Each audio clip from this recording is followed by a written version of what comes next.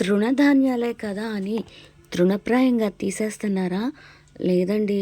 అలా ఎప్పటికీ చేయకండి. ఎన్నో ఉపయోగాలున్న తృణధాన్యాలు మనకి జీవితంలో అడుగడుగున ప్రతి ఆహారంలో కూడా తీసుకోగలిగితే చాలా వరకు మనకి ఎన్నో సమస్యల్ని తప్పించుకునే మార్గాన్ని అందిస్తాయి ఈ తృణధాన్యాలు. అలానే ఇక నేనైతే జొన్నలు, సజ్జలు, బార్లీ, రాగులు ఈ 4 రకాలు కలిసి పట్టిస్తూ ఉంటాను ఎక్కువగా. ఏమి ప్రత్యేకత, ఇవి మాత్రమే పట్టించాలా అని అనుకోవద్దు. మనకి నచ్చినవి, అందుబాటులో ఉన్నవి కనీసం 6, 7 రకాలు లేదంటే 10 రకాలు, అది మన ఇష్టం అండి. నేను మాత్రం ఎక్కువగా ఈ 4 రకాలే పట్టిస్తూ ఉంటాను. మనకి అందుబాటులో ఏమి దొరికినా సోయా కావచ్చు, మొక్కజొన్న, ఇంకా పెసలు, వీటిలోనే ఇంకా మనకి అలసందలు, ఇలా ఇవి కూడా మనం యాడ్ చేసుకోవచ్చు.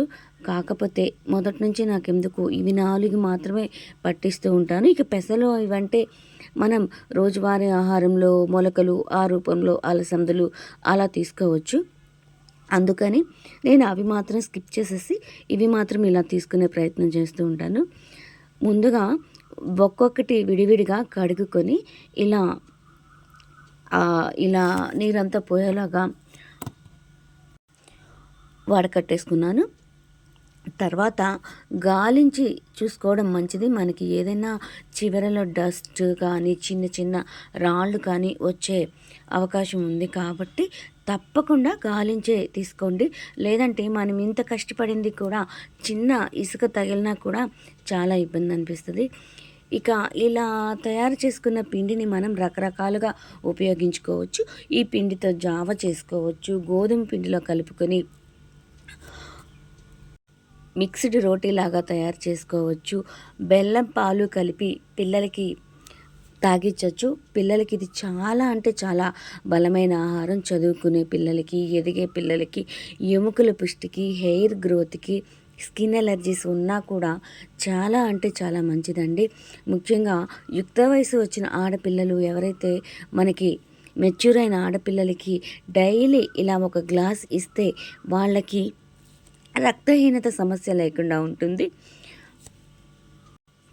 ఇక పెద్ద వయసు వారు కీళ్ళ నొప్పులతో ఇబ్బంది పడేవాళ్ళు, నడుము నొప్పులతో బాధపడేవాళ్ళు తరచుగా ఇది జావ రూపంలో కానీ లేదంటే నేను చెప్పినట్టు రోటీ రూపంలో కానీ రోజు కనుక తీసుకునే ప్రయత్నం చేస్తే కీళ్ళ నొప్పులు, నడుము నొప్పులు వంటివి తప్పకుండా అదుపులోకి వస్తాయి.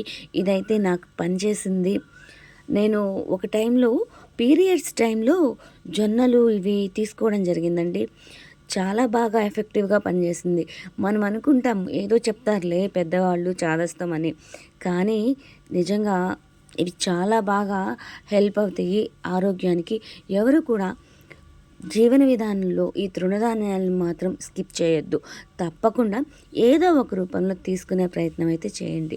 ఇక మన పూర్వకాలంలో అయితే 50 రకాల తృణధాన్యాలు ఉండేవట. కానీ రాను రాను పంటల మీద శ్రద్ధ తగ్గిపోవడం, కొనుగోలు అవి తగ్గిపోవడం వల్ల రైతులు కూడా అవి పండించడం తగ్గిపోయిందనే చెప్తున్నారు. ఈ మధ్యకాలంలో మనకి కొన్ని రకాల తృణధాన్యాలు మాత్రమే లభ్యమవుతూ ఉన్నాయి. మన పూర్వీకులు అయితే తృణధాన్యాలకి చాలా విలువ ఇచ్చేవారు. ప్రతి ఆహార పదార్థంలో వాటిని తప్పకుండా ఉపయోగించేవాళ్ళు. జొన్నలతో ఉప్మా అంటూ, రాగులతో కిచిడి అంటూ రకరకాల ప్రయోగాలు కూడా చేస్తూ ఉన్నారు. మరి మనం కూడా అవన్నీ చెప్పుకునే ప్రయత్నం చేద్దాం. అంతేకాదండి, ఇప్పుడు నేను ఇవన్నీ కూడా ఎందుకు ఇలా క్లీన్ చేస్తున్నానో తెలుసా? చూడండి, పూర్తి వీడియో చూడండి. మరి మన ఛానల్ని అయితే తప్పకుండా సబ్స్క్రైబ్ చేసుకోండి, లైక్ అండ్ షేర్ చేయండి. మీ సపోర్ట్ని అయితే నాకు అందించండి. లేడీస్కి సంబంధించిన, పిల్లలకి సంబంధించిన అన్ని విషయాలు కూడా మనం చెప్పుకునే ప్రయత్నం చేద్దాము. అంతేకాకుండా ఇది నేను పిండి పట్టించబోతున్నాను. ఆ పిండితో ఎన్ని రకాల ఆహార పదార్థాలు తయారు చేసుకోవాలనేది మీకేమైనా ఐడియా ఉంటే తప్పకుండా కామెంట్ చేయగలరు. లేదా నా ఛానల్ని అయితే సబ్స్క్రైబ్ చేసుకోండి. ఈ పిండితో రకరకాలుగా మనం ఆహార పదార్థాలు తయారు చేసుకుందాం. మరి అవేంటో చూడాలంటే తప్పకుండా సబ్స్క్రైబ్ చేసుకోవాలి కదా, తప్పకుండా ఫాలో అవ్వాలి కదా. మరి సబ్స్క్రైబ్ చేసుకున్నారా? ఈ క్షణమే సబ్స్క్రైబ్ చేసుకోండి. మరి చూసారు కదండి, ముందుగా నేను రాగులు బాగా క్లీన్ చేసేసుకున్నాను. వడకట్టేసుకొని ఇలా పక్కన పెట్టేసుకున్నాను. తర్వాత బార్లీ కడిగేసుకున్నాను. ఇప్పుడు జొన్నల వంతు. జొన్నల్లో కూడా రాళ్ళు ఉండే ప్రమాదం ఉంది కాబట్టి చాలా జాగ్రత్తగా అవి చివర్లో మనం గాలించుకోవాల్సిన అవసరం ఉందండి. ఇలా నేను వాటర్ పోసి కళ్ళె ఉప్పు వేసి ప్రతి తృణధాన్యం కూడా నేను కళ్ళె ఉప్పు వేసి కడగడం జరిగింది. ఎందుకంటే వాటి మీద ఏమైనా ఎరువుల ఎఫెక్టు, కాలుష్యం ఎఫెక్ట్ ఏమైనా ఉంటే పోతుందని చెప్పేసి కనీసం ఒక 2-3 సార్లు బాగా క్లీన్ చేసేసుకొని ఇలా వడపట్టేసుకుంటే మనకి తర్వాత అవి బాగా ఎండలో ఎండబెట్టేసుకొని పిండి పట్టించుకున్నాక మనం అవి కడుపులోకి తీసుకుంటాం కదా. కాబట్టి తప్పకుండా వాటిని మనం బాగా కడుగుకొని ఆరబెట్టుకొని పిండి పట్టించుకుంటే చాలా అంటే చాలా మంచిది. కొంతమంది ఏంటంటే ఇలా కడిగే శ్రమ, ఈ ఆరబెట్టడం ఇదంతా ఎందుకనేసి వేపేస్తూ ఉంటారు. స్టవ్ మీద వేపేసుకొని మనకి అది పట్టించేస్తారు పిండిగా. కానీ ఇది మంచి ఎండాకాలం కదండి. మనకి ఇలా మిద్దె ఉన్న అవకాశం ఉన్న వాళ్ళు బాగా కడిగి ఇలా ఎండబెట్టేసుకుంటే చాలా బాగా ఎండిపోతాయి. ఇక వీటిల్ని మళ్ళీ గ్యాస్ స్టవ్ మీద వేడి చేయాల్సిన అవసరం కూడా లేదు. ఒక్క పూటకే చూడండి చాలా బాగా ఎండిపోయాయి. గలగలమంటూ ఎండిపోవడం జరిగింది.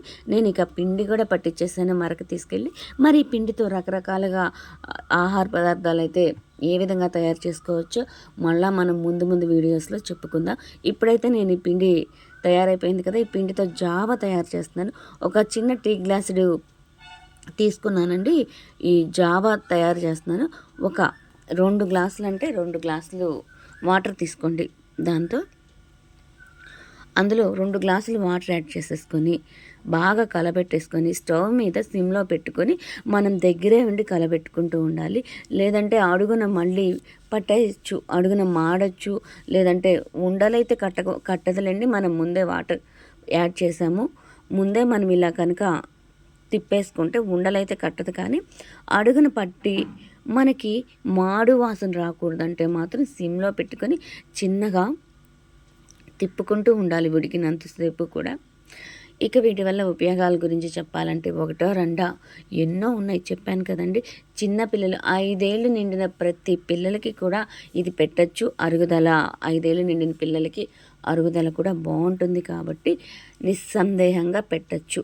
పిల్లలకి బెల్లం, పాలు కలిపేసి అందులోనే డ్రై ఫ్రూట్స్ వేసి ఇస్తే ఇష్టంగా తీసుకుంటారు. ఇక మనకి ఎండాకాలంలో ఇలా జావలా కాసేసుకొని ఇష్టం లేని వాళ్ళకి పాలు కలిపి బెల్లం కలిపి ఇవ్వండి. మజ్జిగ ఇష్టం లేదు అనుకున్న వాళ్ళకి, పిల్లలే కదా ఎక్కువ అలా ఇష్టపడింది వాళ్ళకి ఈ పిండి ఇలా కలుపుకొని 2 రకాలుగా మనం యాడ్ చేసుకోవచ్చు.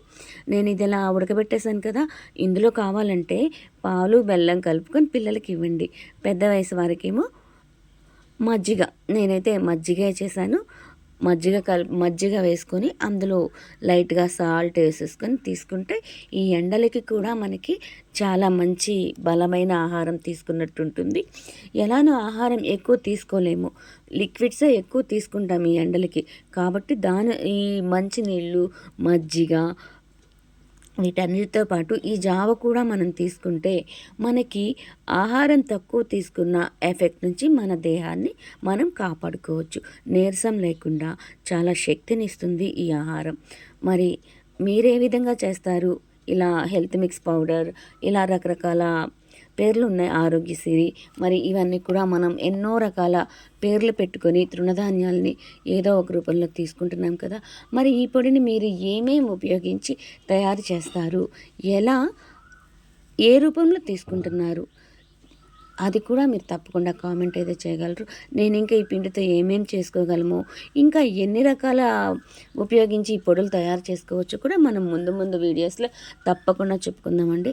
మరి తప్పకుండా మన ఛానల్ని అయితే సబ్స్క్రైబ్ చేశారు కదా, ప్లీజ్ లైక్ అండ్ షేర్ చేయండి. మీ సపోర్ట్ని అయితే నాకు అందించండి. చూసారు కదా, జావ అయితే రెడీ అయిపోయిందండి.